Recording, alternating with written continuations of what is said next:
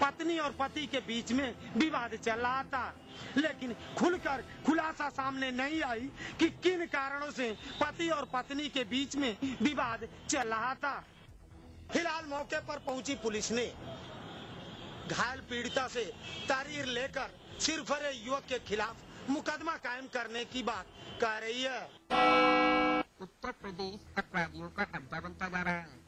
यहाँ पर अपराधियों की बल्ले बल्ले हो रही है, क्योंकि यहाँ पर लूट, हत्या, बलात्कार की जैसे बाढ़ सी आ गई हो।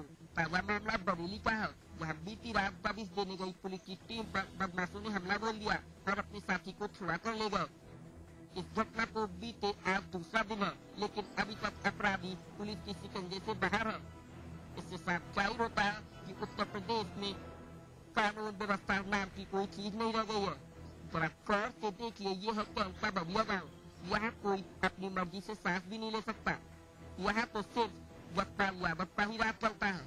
यशपाल यादव एक हिस्ट्री सीटर है और उसने गाँव के प्रधान धर्मपाल के परिवार के 5 लोगों की हत्या कर चुका है। न शुद्धिकरण के लिए मथुरा से शुरू हुई पदयात्रा को दिल्ली तक जाना है और इसने आज हरियाणा में प्रवेश कर लिया। हरियाणा में प्रवेश करने से पूर्व इस पदयात्रा में शामिल भारतीय किसान यूनियन के कार्यकर्ताओं ने रेलवे ट्रैक पर हंगामा किया और कुछ ट्रेनों पर पथराव भी किया। साथ ही इस पदयात्रा को समर्थन देने के लिए हिंदुत्व का चेहरा माने जाने वाली भाजपा की वरिष्ठ नेत्री उमा भारती भी यमुना पदयात्रा के पड़ाव स्थल पर पहुंची और उन्होंने कहा कि इस पदयात्रा को भाजपा का पूरा समर्थन है। मथुरा से 1 मार्च को यमुना शुद्धिकरण की पदयात्रा प्रारंभ हुई, जिसे 10 मार्च को दिल्ली पहुंचना है। शुरू में इस पदयात्रा को पूरी तरह गैर राजनीतिक बताया जा रहा था, लेकिन इस पदयात्रा के दूसरे दिन ही सपा सांसद दर्शन सिंह यादव पदयात्रियों के समूह से मिलने पहुंचे। साथ ही उन्होंने इस पदयात्रा की अगुवाई कर रहे लोगों के साथ बैठकर आगे की रणनीति पर चर्चा की। इस बीच आज भारतीय जनता पार्टी की वरिष्ठ नेत्री उमा भारती भी पदयात्रा में शामिल हुई और उन्होंने कहा कि जिस तरीके से द्वापर युग में भगवान श्री कृष्ण ने यमुना को शुद्ध कराया था, उसी प्रकार अब सब मिल करके एक बार फिर यमुना को शुद्ध कराएंगे। पहले गैर राजनीतिक बताया जा रहा ये आंदोलन अब कहीं न कहीं राजनीतिक रंग लेने लग गया है। इसी बीच आज पदयात्रियों ने अपनी मांग को लेकर के मथुरा के कोसी कला के समीप रेलवे ट्रैक पर जमकर हंगामा भी किया। इन पदयात्रियों ने जहां एक सवारी गाड़ी को रोक दिया, वहीं उन्होंने मालगाड़ी के इंजन पर पथराव कर उसे क्षतिग्रस्त भी कर दिया। शुरू में पदयात्रियों के जोश और संख्या को देखते हुए पुलिस मूक दर्शक बनी रही। बाद में वरिष्ठ अधिकारियों के पहुंचने के बाद पदयात्रियों को रेलवे ट्रैक से हटाया गया। मथुरा में जिस प्रकार से यमुना शुद्धिकरण की इस पदयात्रा को अभी तक समर्थन मिला है, उससे यमुना रक्षक दल के नेतृत्व में चल रही इस पदयात्रा के अगुवाकर्ताओं का उत्साह बरकरार है। लेकिन तब जब हथनी कुंड से यमुना की जलधारा को छुड़वाने की मांग की जा रही है और अब इस पदयात्रा ने हथनी कुंड के क्षेत्र यानी हरियाणा में प्रवेश कर लिया है, तो अब इस पदयात्रा की असली परीक्षा शुरू हुई है। देखना होगा कि हरियाणा में काबिज केंद्र कांग्रेस की सरकार तथा केंद्र में शामिल कांग्रेस के नेतृत्व वाली यूपीए सरकार यमुना शुद्धिकरण की इस पदयात्रा के मसले पर क्या फैसला करती है। यमुना शुद्धिकरण की पदयात्रा प्रारंभ होने से पहले इसकी अगुवाई कर रहे यमुना रक्षक दल के पदाधिकारियों ने यूपीए अध्यक्षा सोनिया गांधी से मुलाकात करके उनके सामने अपनी मांग रखी। इस मांग का समर्थन करते हुए यूपीए अध्यक्षा ने कहा कि वो इस मसले पर कोई गंभीर विचार करते हुए आवश्यक कदम उठाएंगी। लेकिन इसके बाद हरियाणा के मुख्यमंत्री भूपेंद्र सिंह हुड्डा ने साफ तौर पर कह दिया कि हरियाणा से वो एक बूंद भी पानी नहीं देंगे।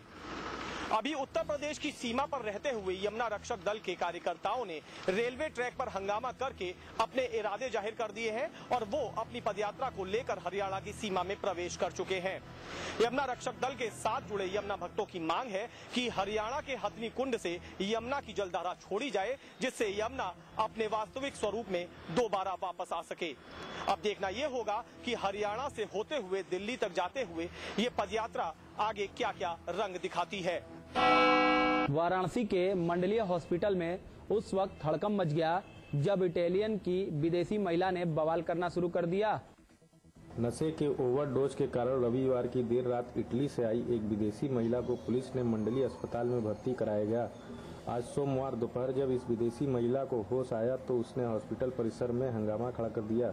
पहले तो इटली की विदेशी महिला ने भगाने की कोशिश की, फिर सफल न होने पर हॉस्पिटल कर्मचारियों और डॉक्टरों से मारपीट करने लगी। इतना ही नहीं, पुलिस की महिला सुरक्षा कर्मियों को भी विदेशी महिला ने कई थप्पड़ रसीद कर दिया। वहीं डॉक्टरों की माने तो किसी जहरीला पदार्थ खाने से विदेशी महिला का मानसिक संतुलन बिगड़ गया था। फिलहाल मौके पर पहुंची पुलिस ने किसी तरह महिला को समझा बुझाकर शांत कर लिया है। कानपुर में एक बड़ा हादसा टल गया। एक बेकाबू ट्रक ने एक स्कूल की दीवार में टक्कर मार दी। टक्कर इतनी जोरदार थी कि स्कूल में पढ़ रहे बच्चों में भगदड़ मच गई। कानपुर के थाना स्वरूप नगर इलाके में बने हायर के हॉस्पिटल के कैंपस के अंदर महर्षि वाल्मीकि स्कूल में पढ़ रहे बच्चों में उस समय अचानक भगदड़ मच गई, जब मोरन से लदा हुआ एक ट्रक बेकाबू होकर स्कूल की दीवार से जा टकराया। हादसा काफी बड़ा हो सकता था, लेकिन किसी के घायल और हताहत होने की सूचना नहीं मिली। वहीं इस ट्रक की चपेट में आकर हाईलैंड के एक कर्मचारी का मकान ढह गया, जिसमें घर के अंदर रखा सामान नष्ट हो गया। स्कूल की दीवार से ट्रक टकरा जाने के बाद ट्रक पलट गया, जिससे ट्रक ड्राइवर और क्लीनर मौके से फरार हो गए। मौके पे पहुंची पुलिस ने ट्रक को कब्जे में ले लिया है। डिप्लोमा इंजीनियरों के हड़ताल में चले जाने के बाद अब प्रदेश में विद्युत संविदा कर्मचारी भी हड़ताल में जाने की तैयारी कर रहे हैं। दरअसल प्रदेश में 1700 विद्युत संविदा कर्मचारी अपनी 8 सूत्री मांगों के चलते सोमवार रात 12 बजे से अनिश्चितकालीन हड़ताल पर चले जाएंगे। नैनीताल जिले में भी 125 विद्युत संविदा कर्मचारी इस हड़ताल में शामिल रहेंगे। कर्मचारियों की हड़ताल से विद्युत आपूर्ति में कोई प्रभाव न पड़े, इसके लिए डीएम कैंप कार्यालय में जिलाधिकारी ने विद्युत विभाग के सभी अधिकारियों की बैठक ली। साथ ही वैकल्पिक व्यवस्था दुरुस्त करने के निर्देश भी विद्युत विभाग के अधिकारियों को दिए। विद्युत विभाग के अधिकारियों का कहना है कि वैकल्पिक व्यवस्था पूरी कर ली गई है, लोगों को विद्युत कटौती का सामना नहीं करना पड़ेगा। विद्युत विभाग के आला अधिकारियों का कहना है कि विद्युत संविदा कर्मचारियों की इस हड़ताल से विद्युत सप्लाई में कोई दिक्कत नहीं आएगी। हैदराबाद टेस्ट का 30वां दिन खत्म हो चुका है, जहां पे पूरी तरह टीम इंडिया का दबदबा देखने को मिला। हैदराबाद टेस्ट के 30वें दिन पहले तो टीम इंडिया ने बल्लेबाजी से कमाल किया, फिर कंगारू को दूसरी पारी में भी 2 शुरुआती झटके देकर बैकफुट पे ला दिया। 30वें दिन का खेल खत्म होने तक ऑस्ट्रेलिया ने अपनी दूसरी पारी में 2 विकेट खोकर 74 रन बना लिए हैं। अभी भी ऑस्ट्रेलियाई टीम भारत की पहली पारी की बढ़त के मुकाबले 192 रन पीछे है। एड कोविन और शेन वॉटसन क्रीज पर डटे हुए हैं। अब देखना होगा कि हैदराबाद टेस्ट के चौथे दिन टीम इंडिया के गेंदबाज ऑस्ट्रेलियाई टीम को कितनी जल्दी समेटते हैं। हैदराबाद टेस्ट के तीसरे दिन भी चेतेश्वर पुजारा और मुरली विजय का बल्ला कंगारुओं के खिलाफ जमकर बोला। जहां चेतेश्वर पुजारा ने 204 रनों की पारी खेली, तो वहीं मुरली विजय ने 167 रन बनाए। मुरली और पुजारा के बीच 370 रनों की पार्टनरशिप हुई और दोनों की शानदार बल्लेबाजी की बदौलत टीम इंडिया ने 150 रनों की पहले बढ़त बनाई। लेकिन तीसरे दिन टीम इंडिया को पहला झटका लगा मुरली विजय के तौर पर, जो 167 रन बनाकर मैक्सवेल का शिकार बने। मुरली ने अपनी पारी के दौरान 361 गेंदों का सामना करते हुए 23 चौके और 2 छक्के लगाए।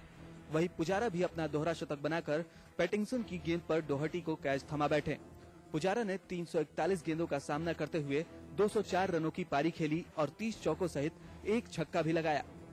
चेतेश्वर पुजारा और मुरली विजय की पारियों की बदौलत टीम इंडिया ने मैच पर अपनी पकड़ तो बना ली है, लेकिन देखना होगा कि इन दोनों की पारियों की बदौलत टीम इंडिया क्या मैच में जीत हासिल करती है।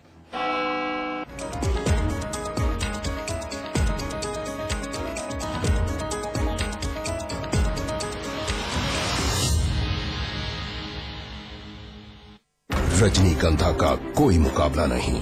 इसमें है बहुमूल्य प्राकृतिक रूप केवड़ा, पवित्र शीतल चंदन तेल, अव्वल दर्जे का गुणकारी कत्था, खास खुशबू वाली इलायची, उम्दा क्वालिटी वाली जायकेदार सुपारी। रजनीगंधा का कोई मुकाबला नहीं। हम रजनीगंधा खाने वाले हैरी गैरी चीजों को मुंह नहीं लगाते। इसमें तंबाकू बिल्कुल नहीं, इसीलिए तो मैं भी खाती हूँ।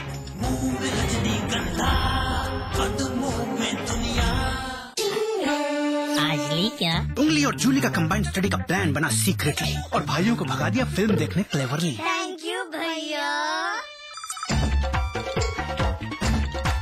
And then interestingly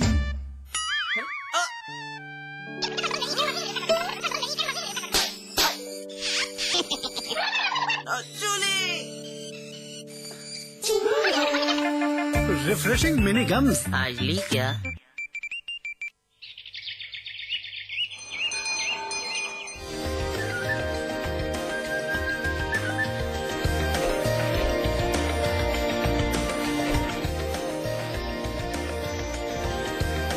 pentagon mall Haridwar, Uttarakhand का सबसे बड़ा मॉल और मल्टीप्लेक्स। निर्माता सुपरटेक। है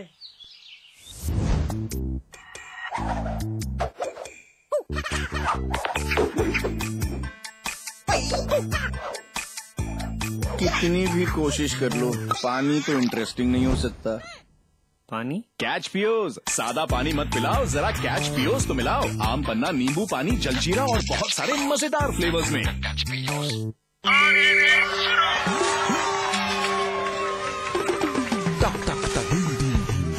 फिर से भाई बहन सबसे आगे, ये राज क्या है?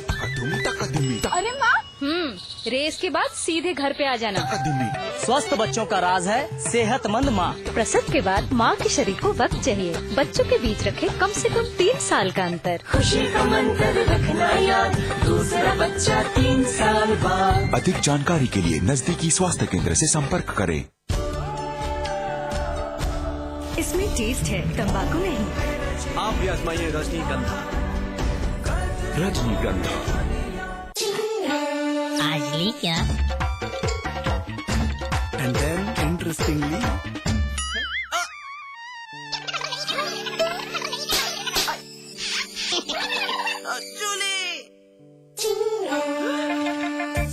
Refreshing mini gum. आज ली क्या?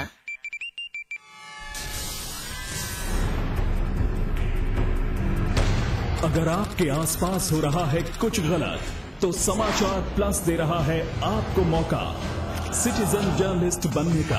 अपने कैमरा या मोबाइल फोन से खींचिए तस्वीर या वीडियो और उसे भेज दीजिए या कीजिए हमें फोन। अपनी खबर को दीजिए अपना अंदाज, बनिए जनता की आवाज।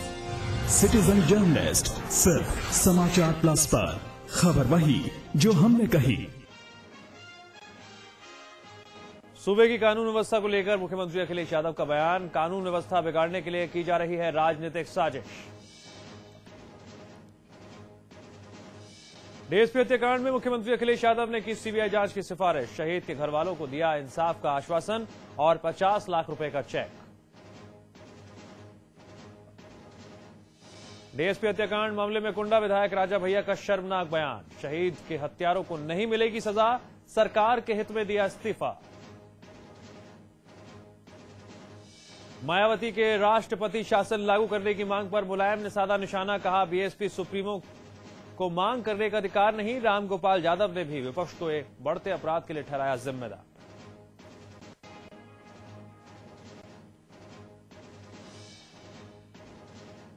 स्थानीय नेता की हत्या से मचे बवाल के बाद अंबेडकर नगर के टांडा में लगा कर्फ्यू। 23 लोग गिरफ्तार, पूरे जिले में धारा 144 लागू। अर्धसैनिक बल कर रहे हैं फ्लैग मार्च। उत्तर प्रदेश में नहीं थम रही बलात्कार की वारदातें। गाजियाबाद में घर में घुसकर बीकॉम की छात्रा के साथ किया रेप।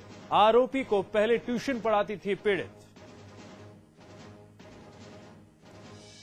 समाजवादी पार्टी का एक और विधायक पर उठी उंगली। इलाहाबाद में पार्षद के घर में घुसकर मारपीट का आरोप। दर्ज हुई एफआईआर। एटा में सिपाही ने एसएसपी साहब पर लगाया लाख रुपए की रिश्वत मांगने का संगीन आरोप। घूस न देने पर लात घूसों से कर डाली पिटाई। फिरोजाबाद जेल में डिप्टी जेलर को जान से मारने की कोशिश। 2 गुटों की लड़ाई में बीच बचाव करने गए थे जेलर।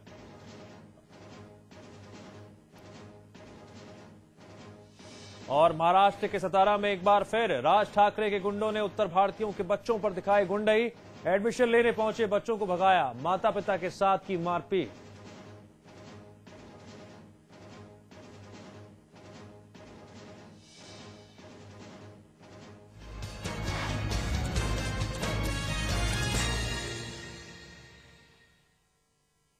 नमस्कार, आप देख रहे हैं फाइनल रिपोर्ट और मैं हूं आपके साथ दिव्यांश शर्मा। और अब खबरों पर डालते हैं विस्तार से नजर।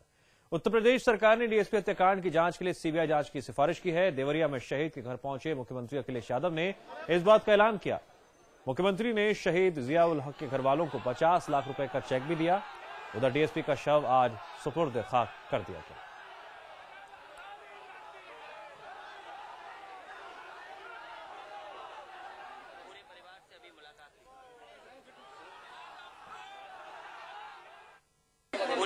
से अभी मुलाकात हुई। उन्होंने बातें रखी हम लोगों से और प्राथमिकता पर उन्होंने कहा कि सीबीआई जांच होनी चाहिए।